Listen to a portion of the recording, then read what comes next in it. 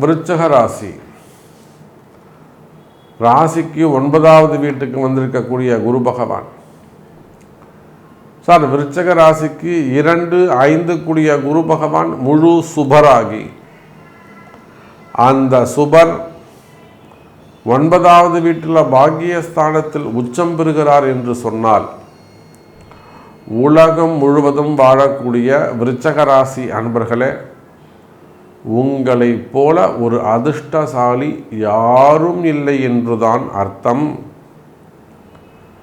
இதுக்கு மேலே உங்களுக்கு கஷ்டமே கிடையாது.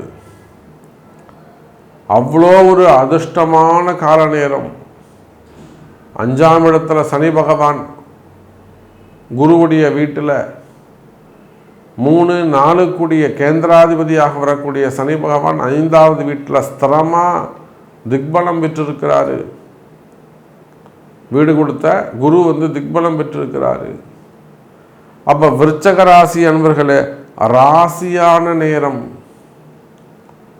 அற்புதம், அதிர்ஷ்டமான நேரம். இந்த நல்ல நேரத்தை நீங்கள் தவறவிட்டால் மீண்டும் கிடைப்பது கடினம்.